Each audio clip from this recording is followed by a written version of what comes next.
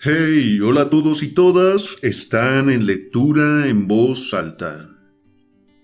Qué bueno que están de vuelta en este canal dedicado al contenido literario. El día de hoy empezamos con un nuevo libro llamado El signo de los cuatro, de Sir Arthur Conan Doyle. Fue publicado en 1890 y es la segunda obra en la que aparece nuestro personaje Sherlock Holmes. Este libro sigue al de Estudio en Escarlata, que por cierto también está en el canal. Y dependiendo de su participación en este video, ya sea con comentario, ya sea con su like, veré si subo este libro completo o más bien les propongo otra lectura. En fin, sin nada más que agregar, comencemos. El signo de los cuatro. Capítulo 1. La ciencia del razonamiento deductivo. Sherlock Holmes cogió el frasco de la esquina de la repisa de la chimenea y sacó la jeringuilla hipodérmica de su elegante estuche de tafilete. Ajustó la delicada aguja con sus largos, blancos y nerviosos dedos y se remangó la manga izquierda de la camisa. Durante unos momentos, sus ojos pensativos se posaron en el fibroso antebrazo y en la muñeca, marcados por las cicatrices de innumerables pinchazos. Por último, clavó la afilada punta, apretó el minúsculo émbolo y se echó hacia atrás, hundiéndose en la butaca tapizada de terciopelo con un largo suspiro de satisfacción. Yo llevaba meses presenciando esta escena 3 veces al día, pero la costumbre no había logrado que mi mente la aceptara. Por el contrario, cada día me irritaba más contemplarla, y todas las noches me remordía la conciencia al pensar que me faltaba valor para protestar. Una y otra vez me hacía el propósito de decir lo que pensaba del asunto, pero había algo en los modales fríos y despreocupados de mi compañero que lo convertía en el último hombre con el que uno querría tomarse algo parecido a una libertad. Su enorme talento, su actitud dominante y la experiencia que yo tenía de sus muchas y extraordinarias cualidades me impedían decidirme a enfrentarme con él. Sin embargo, aquella tarde, tal vez a causa del bon que había bebido en la comida, o tal vez por la irritación adicional que me produjo lo descarado de su conducta, sentí de pronto que ya no podía aguantar más. ¿Qué ha sido hoy?, pregunté. ¿Morfina o cocaína? Holmes levantó con languidez la mirada del viejo volumen de caracteres góticos que acababa de abrir. Cocaína, dijo, disuelta al 7%. ¿Le apetece probarla? Desde luego que no, respondí con brusquedad. Mi organismo aún no se ha recuperado de la campaña de Afganistán y no puedo permitirme someterlo a más presiones. Mi vehemencia le hizo sonreír. Tal vez tenga razón, Watson, dijo. Supongo que su efecto físico es malo. Sin embargo, la encuentro tan trascendentalmente estimulante y esclarecedora para la mente que ese efecto secundario tiene poca importancia. Pero piense en ello, dije yo con ardor. calcule lo que le cuesta. Es posible que, como usted dice, le estimule y aclare el cerebro, pero se trata de un proceso patológico y morboso que va alterando cada vez más los tejidos y puede acabar dejándole con debilidad permanente. Y además, ya sabe qué mala reacción le provoca. La verdad es que la ganancia no compensa la inversión. ¿Por qué tiene que arriesgarse, por un simple placer momentáneo, a perder esas grandes facultades de las que ha sido dotado? Recuerde que no le hablo solo de camarada a camarada, sino como médico a una persona de cuya condición física es, en cierto modo, responsable. No pareció ofendido. Por el contrario, juntó las puntas de los dedos y apoyó los codos en los brazos de la butaca, como si disfrutara con la conversación. Mi mente, dijo, se rebela contra el estancamiento. Deme problemas, deme trabajo, deme el criptograma más abstruso o el análisis más intrincado, y me sentiré en mi ambiente. Entonces podré prescindir de estímulos artificiales. Pero me horroriza la aburrida rutina de la existencia. Tengo ansias de exaltación mental. Por eso elegí mi profesión, o mejor dicho, la inventé, puesto que soy el único del mundo. ¿El único investigador particular?, dije yo, alzando las cejas. El único investigador particular con consulta, replicó. En el campo de la investigación soy el último y el más alto tribunal de apelación. Cada vez que Gregson o Lestrade o Athelney Jones se encuentran desorientados, que por cierto es su estado normal, me plantean a mí el asunto. Yo examino los datos en calidad de experto y emito una opinión de especialista. En estos casos no reclamo ningún crédito. Mi nombre no aparece en los periódicos. Mi mayor recompensa es el trabajo mismo, el placer de encontrar un campo al que aplicar mis facultades. Pero usted ya ha tenido ocasión de observar mis métodos de trabajo en el caso de Jefferson Hope. Es verdad, dije cordialmente. Nada me ha impresionado tanto en toda mi vida.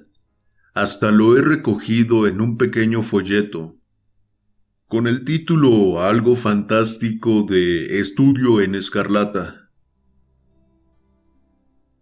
Holmes meneó la cabeza con aire triste. Lo miré por encima, dijo. Sinceramente, no puedo felicitarle por ello. La investigación es, o debería ser, una ciencia exacta, y se la debe tratar del mismo modo frío y sin emoción. Usted ha intentado darle un matiz romántico, con lo que se obtiene el mismo efecto que si se insertara una historia de amor o una fuga de enamorados en el quinto postulado de Euclides. Pero es que lo romántico estaba ahí, repliqué. Yo no podía alterar los hechos. Algunos hechos hay que suprimirlos, o al menos hay que mantener un cierto sentido de la proporción al tratarlos. El único aspecto del caso que merecía ser mencionado era el curioso razonamiento analítico de los efectos a las causas, que me permitió desentrañarlo. Me molestó aquella crítica de una obra que había sido concebida expresamente para agradarle. Confieso también que me irritó el egoísmo con el que parecía exigir que hasta la última frase de mi folleto estuviera dedicada a sus actividades personales. Más de una vez, durante los años que llevaba viviendo con él en Baker Street, había observado que bajo los modales tranquilos y didácticos de mi compañero se ocultaba un cierto grado de vanidad. Sin embargo, no hice ningún comentario y me quedé sentado, cuidando de mi pierna herida. Una bala de Gesad la había atravesado tiempo atrás, y aunque no me impedía caminar, me dolía insistentemente cada vez que el tiempo cambiaba. Últimamente he extendido mis actividades al continente, dijo Holmes al cabo de un rato, mientras llenaba su vieja pipa de raíz de brezo. La semana pasada me consultó François Le Villard, que, como probablemente sabrá, ha saltado recientemente a la primera fila de los investigadores franceses. Posee toda la rápida intuición de los celtas, pero le falta la amplia gama de conocimientos exactos que son imprescindibles para desarrollar los aspectos más elevados de su arte. Se trataba de un caso relacionado con un testamento, y presentaba algunos detalles interesantes. Pude indicarle dos casos similares, uno en Riga en 1857 y otro en Saint Louis en 1871, que le sugirieron la solución correcta. Y esta mañana he recibido carta suya, agradeciéndome mi ayuda. Mientras hablaba, me pasó una hoja arrugada de papel de carta extranjero. Eché un vistazo por encima y capté una profusión de signos de admiración con ocasionales magnifiques, coup de maître y tour de force repartidos por aquí y por allá, que daban testimonio de la ferviente admiración del francés. «Le habla como un discípulo a su maestro», dije. «Bah, le concede demasiado valor a mi ayuda», dijo Sherlock Holmes sin darle importancia. «Él mismo tiene unas dotes considerables. Posee dos de las tres facultades necesarias para el detective ideal: la capacidad de observación y la de deducción. Solo le faltan los conocimientos, y eso se puede adquirir con el tiempo. Ahora está traduciendo mis obras al francés». «¿Sus obras?» «Ah, no lo sabía», exclamó echándose a reír. «Pues sí, soy culpable de varias monografías, todas ellas sobre temas técnicos. Aquí, por ejemplo, tengo una sobre las diferencias entre las cenizas de los diversos tabacos. En ella cito 150 clases de cigarros, cigarrillos y tabacos de pipa, con láminas en color que ilustran las diferencias entre sus cenizas. Es un detalle que surge constantemente en los procesos criminales y que a veces tiene una importancia suprema como pista. Si, por ejemplo, podemos asegurar sin lugar a dudas que el autor de un crimen fue un individuo que fumaba lunca indio, está claro que el campo de búsqueda se estrecha mucho. Para el ojo experto, existe tanta diferencia entre la ceniza negra de un Trichinopoli y la ceniza blanca y esponjosa de un ojo de perdiz, como entre una lechuga y una patata. Tiene usted un talento extraordinario para las minucias, comenté. Sé apreciar su importancia. Aquí tiene mi monografía sobre las huellas de pisadas, con algunos comentarios acerca del empleo de escayola para conservar las impresiones. Y aquí hay una curiosa obrita sobre la influencia de los oficios en la forma de las manos, con litografías de manos de pizarreros, marineros, cortadores de corcho, cajistas de imprenta, tejedores y talladores de diamantes. Es un tema de gran importancia práctica para el detective científico, sobre todo en casos de cadáveres no identificados, y también para averiguar el historial de los delincuentes. Pero le estoy aburriendo con mis aficiones. Nada de eso, respondí con vehemencia. Me interesa mucho, y más habiendo tenido la oportunidad de observar cómo lo aplica a la práctica. Pero hace un momento hablaba usted de observación y deducción. Supongo que en cierto modo la una lleva implícita la otra. Ni mucho menos, respondió, arrellanándose cómodamente en su butaca y emitiendo con su pipa espesas volutas azuladas. Por ejemplo, la observación me indica que esta mañana ha estado usted en la oficina de correos de Wigmore Street, y gracias a la deducción sé que allí puso un telegrama. Exacto, dije yo. Ha acertado en las dos cosas, pero confieso que no entiendo cómo ha llegado a saberlo. Fue un impulso súbito que tuve, y no se lo he comentado a nadie. Es la sencillez misma, dijo él, riéndose por lo bajo de mi sorpresa. Tan ridículamente sencillo que sobra toda explicación. Aún así puede servirnos para definir los límites de la observación y la deducción. La observación me dice que lleva usted un pegotito rojizo pegado al borde de la suela. Justo delante de la oficina de correos de Wigmore Street, han levantado el pavimento y han esparcido algo de tierra, de tal modo que resulta difícil no pisarla al entrar. La tierra tiene ese peculiar tono rojizo que, por lo que yo sé, no se encuentra en ninguna otra parte del barrio. Hasta aquí llega la observación. Lo demás es deducción.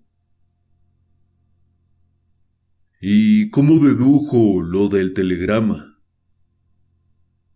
Pues, para empezar, sabía que no había escrito una carta, porque estuve sentado frente a usted toda la mañana.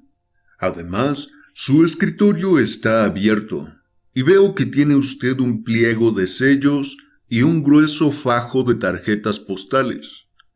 Así pues, ¿a qué iba a entrar en la oficina de correos si no era para enviar un telegrama? Una vez eliminadas todas las demás posibilidades, la única que queda tiene que ser la verdadera. En este caso, así es, desde luego, repliqué yo, tras pensármelo un poco. Sin embargo, como usted mismo ha dicho, se trata de un asunto de lo más sencillo. Me consideraría impertinente si sometiera sus teorías a una prueba más estricta. Al contrario, respondió él. Eso me evitará tener que tomar una segunda dosis de cocaína. Estaré encantado de considerar cualquier problema que usted me plantee.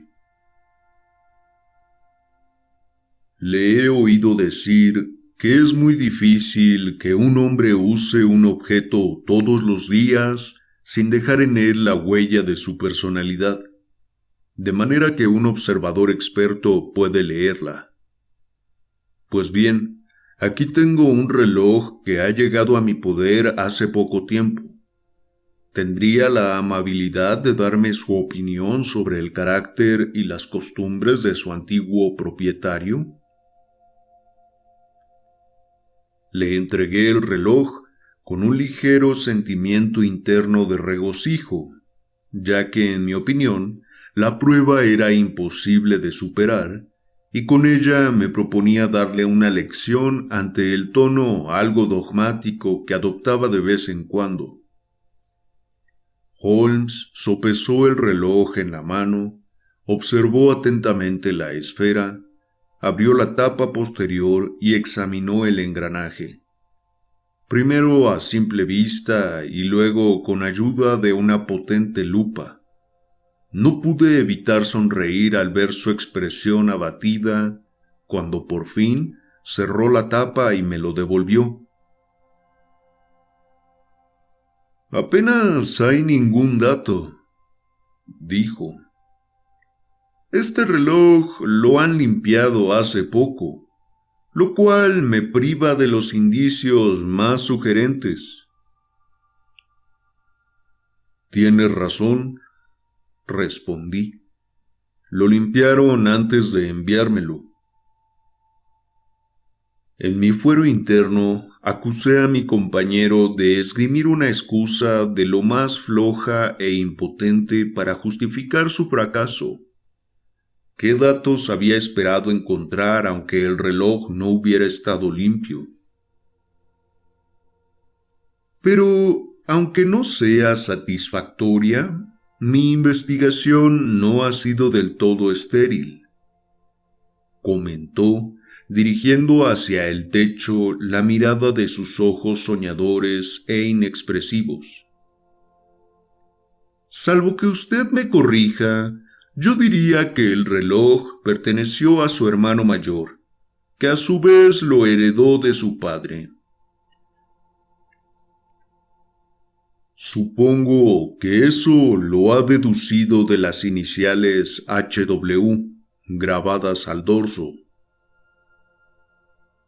En efecto, la W sugiere su apellido. La fecha del reloj es de hace casi 50 años, y las iniciales son tan antiguas como el reloj. Por lo tanto, se fabricó en la generación anterior. Estas joyas suele heredarlas el hijo mayor, y es bastante probable que éste se llame igual que el padre. Si no recuerdo mal, su padre falleció hace muchos años. Por lo tanto, el reloj ha estado en manos de su hermano mayor. Hasta ahora, bien, dije yo. ¿Algo más? Era un hombre de costumbres desordenadas, muy sucio y descuidado. Tenía buenas perspectivas, pero desaprovechó las oportunidades. Vivió algún tiempo en la pobreza, con breves intervalos ocasionales de prosperidad. Y por último se dio a la bebida y murió. Eso es todo lo que puedo sacar. Me puse en pie de un salto y renqueé impaciente por la habitación, enormemente indignado. «Esto es indigno de usted, Holmes», dije. «Jamás habría creído que caería usted tan bajo. Ha estado usted investigando la historia de mi desdichado hermano, y ahora finge haber deducido todo ese conocimiento por medios fantásticos. No esperará que me crea que ha visto todo eso en este viejo reloj. Es una grosería, y para serle franco, parece más propio de un charlatán». «Querido doctor», dijo en tono suave, Le ruego que acepte mis disculpas. Al considerar el asunto como un problema abstracto, olvidé que para usted se trata de algo muy personal y doloroso. Sin embargo, le aseguro que, hasta que me enseñó el reloj, no sabía que hubiera tenido usted un hermano.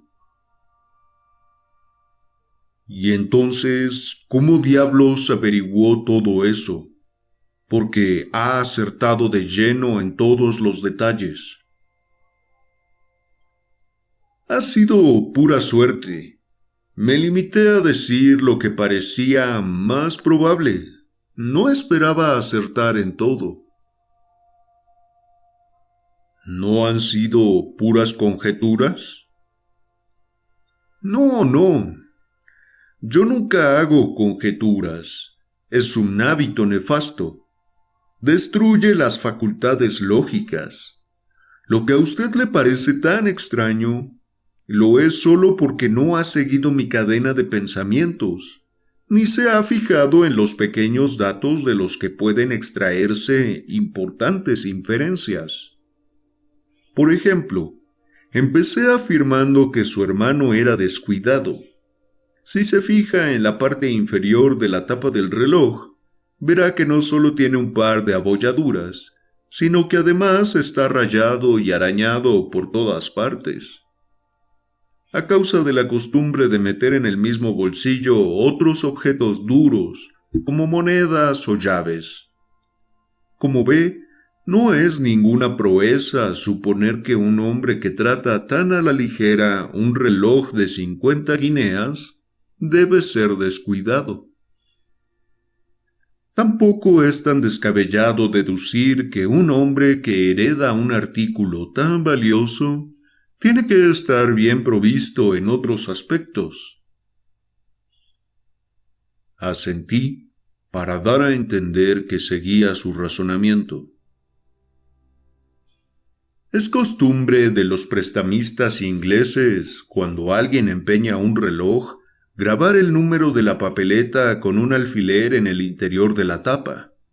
Es más cómodo que poner una etiqueta, y no hay peligro de que el número se pierda o se traspapele. Y mi lupa ha descubierto nada menos que 4 de esos números en el interior de la tapa del reloj. Deducción: su hermano pasaba apuros económicos con frecuencia. Deducción secundaria: de vez en cuando atravesaba periodos de prosperidad, pues de lo contrario no había podido desempeñar la prenda. Por último, le ruego que mire la chapa interior donde está el agujero para dar cuerda. Fíjese que hay miles de rayas alrededor del agujero, causadas al resbalar la llave de la cuerda. ¿Cree que la llave de un hombre sobrio dejaría todas esas marcas? Sin embargo, nunca faltan en el reloj de un borracho. Le daba cuerda por la noche y dejó la marca de su mano temblorosa. ¿Qué misterio hay en todo eso? Está tan claro como la luz del día, respondí. Lamento haber sido injusto con usted. Debí haber tenido más fe en sus maravillosas facultades.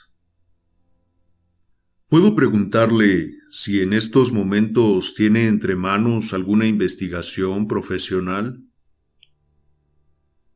Ninguna. De ahí lo de la cocaína. No puedo vivir sin hacer trabajar el cerebro. ¿Qué otra razón hay para vivir? Mire por esa ventana. ¿Alguna vez ha sido el mundo tan lúgubre, triste e improductivo? Mire esa niebla amarilla que hace remolinos por la calle y se desliza ante esas casas grises. ¿Puede haber algo más desesperante, prosaico y material? ¿De qué sirve tener talento, doctor, si no tiene campo en el que aplicarlo? Los delitos son vulgares, la existencia es vulgar, y en este mundo No hay sitio para lo que se salga de la vulgaridad. Abrí la boca para responder a su diatriba, pero en aquel momento, tras dar unos golpecitos en la puerta, entró nuestra casera, que traía una tarjeta en una bandeja de latón. «Una señorita pregunta por usted, señor», dijo dirigiéndose a mi compañero. «Miss Mary Morstan», leyó este. No me suena de nada el nombre. Diga a la señorita que suba, señora Hudson. No se vaya, doctor. Prefiero que se quede.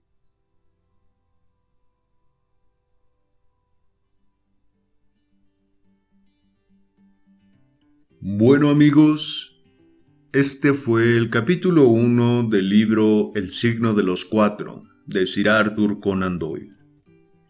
Si quieren escuchar más sobre esta historia, dejen su like.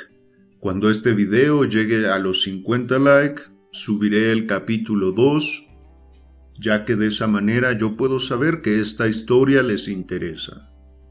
Consideren suscribirse al canal y fue un placer leerles, como siempre. Hasta aquí su amigo de lectura en voz alta. Nos vemos.